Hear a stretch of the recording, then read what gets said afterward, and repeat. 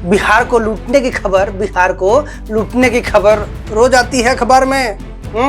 बिहार को लूटने की खबर रोज आती है अखबार में, पर बिहार को लूटा किसने, ये घुसता नहीं कपार में। बिहार को लूटा किसने, ये घुसता नहीं कपार में। यही दिक्कत है भैया, यही दिक्कत है। बिहार को लूटने की खबर टीवी हो, सोशल मीडिया हो, अखबार हो, हर जगह छपता है, लेकिन ये पता नहीं चल पाता है कि बिहार को लूट कौन रहा है, बिहार को लूट कौन रहा है। सबसे बड़ा दिक्कत है कि हम बिहारी आंख बंद करके केवल क्या करते हैं, भाषण देते हैं, ये हो गया, वो हो गया, ऐसे है वैसे है। भैया आंख खोलिए, जब तक आंख नहीं खोलेंगे तब तक आपका कुछ नहीं होने वाला है। आंख खोलिए और देखिए कहाँ क्या हो रहा है। आपको पता है बिहार को मजबूर और मजदूर कौन बनाया अभी तक? बिहार को मजबूर और मजदूर बना के रखने का काम किसने किया है? किसी बाहरी ने या बिहारी ने? बता सकते हैं कि बिहार को मजदूर और मजबूर किसने बनाया? बाहरी ने या बिहारी ने? बिहारी ने। मैं कहता हूं बिहारी ने। कुछ चंद बिहारियों ने बिहार के लोगों को मजबूर और मजदूर दोनों बनाया है। आप कहेंगे कैसे?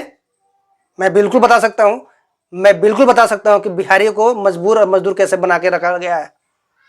आपको पता होना चाहिए कि भारत सरकार का सबसे बड़ा मंत्रालय जानते कौन है? रेल मंत्रालय।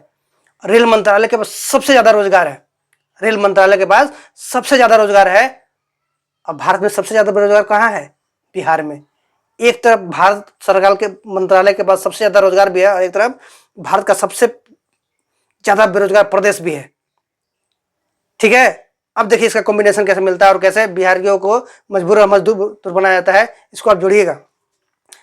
आजादी से अब तक बिहार के 8 बड़े नेताओं को भारतीय रेल में मौका मिल चुका है, रेल मंत्री के रूप में। सोचिए 20 साल तक लगभग ये जो 8 थे ना, 8 अभी 8 में मैं गिनवा देता हूं, नाम भी गिनवा दूंगा। पहला, अभी पर जो प्रेजेंट टाइम में बिहार के मुख्यमंत्री नीतीश कुमार, लालू यादव, रामविलास पासवान, उससे पहले जगजीवन राम, बहुत बड़े नेता सुने होंगे आप। एक थे आप लोगों को ललित नारायण सिंह, एक थे केदार पांडे, एक थे राम सुभाग सिंह। ऐसे बड़े बड़े नेता थे भारत के रेल मंत्रालय में मंत्री रह चुके। लेकिन 20 साल रहने के बाद भी बताइए, 20 साल रहने के बावजूद भी बिहार के लोग आज सबसे ज्यादा बेरोजगार है। एक तरफ सबसे ज्यादा रोजगार देने वाली डिपार्टमेंट और एक तरफ सबसे ज्यादा बेरोजगार लोग। यहां से जो 8 लोगों का पुल बनाया गया, दिया क्या बिहार को? दिया क्या? अपनी जगह के मलाई चापते रहे मंत्रालय में, और यहां मतलब अपने चापे जाके मलाई, अब जनता खाए पिटाई। गजब का हाल है भाई, गजब। आप सोच लीजिए कि 20 साल तक किसी मंत्रालय का एक प्रदेश के हाथ में होना, मतलब बिहारियों के हाथ में होना, और बिहार में उससे जुड़ा हुआ कोई भी काम नहीं होना। कितने फैक्ट्री हैं बिहार में? कितने फैक्ट्री, रेल अगर विभाग चल रहा है तो उसको तो सामान की जरूरत होगी ना। अगर उसको सामान की जरूरत है तो सारा सामान बन कहां रहा है? सब आउट ऑफ बिहार। एक दो फैक्ट्री है बिहार में, बाकी सब बिहार से बाहर। मतलब सबसे ज्यादा 20-22 साल अगर रहना किसी मंत्रालय में एक प्रदेश के लोगों को, और वे लोग उस प्रदेश के लोगों के लिए कुछ काम ना कर सके उस डिपार्ट के माध्यम से, तो क्यों नहीं किया गया? सिर्फ मजदूर और मजबूर बना के रखने के लिए। आप जो बड़े बड़े नेता है ना, क्या होता है, बिहार मतलब भारत सरकार के मंत्रालय में खास ऑफर मिलता है, रेलवे मंत्रालय में खास ऑफर मिलता है। अगर आप बड़े नेता हैं, बड़े बाहुबली नेता हैं, तो आपको रेलवे मंत्रालय के मलाई खाइए, है ना। और आप अगर आम आदमी हैं तो आप कहीं जाकर बाहर में पिटाई खाइए।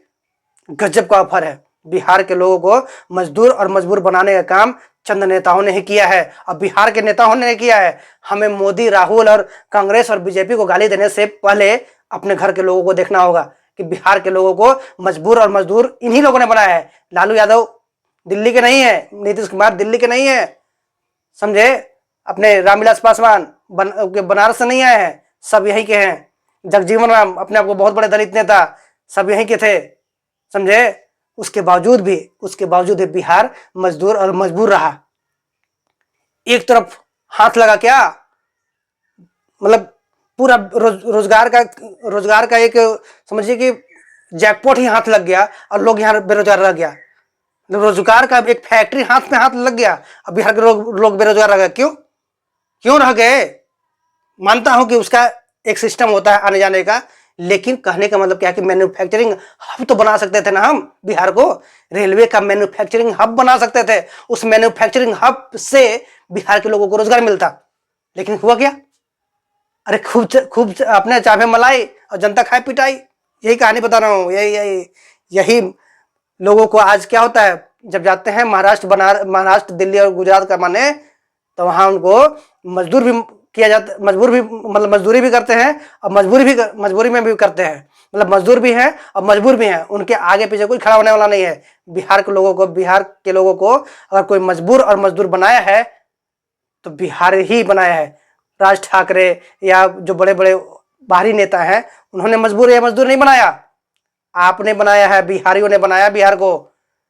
सोच लीजिए कि 20 साल तक अगर किसी डिपार्टमेंट का हाथ में रहना और बिहार का बेरोजगार रहना, अपने आप में दर्शाता है कि बिहार को जानबूझकर कुछ चंद बिहारियों ने मजबूर और मजदूर बनाया है।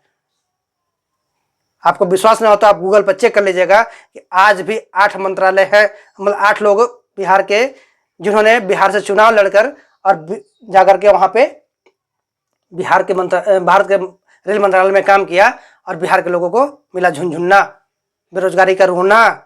क्या मिला? इसलिए बिहार के लोगों समझ जाओ, आपको कोई बाहरी नहीं, आप छोड़ दो कि आपको बाहरी सता रहा है, बाहरी नहीं सता रहा आपको बिहारी ही सता रहा है।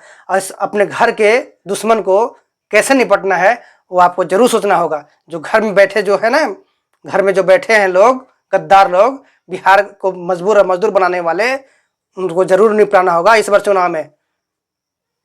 जय हिंद।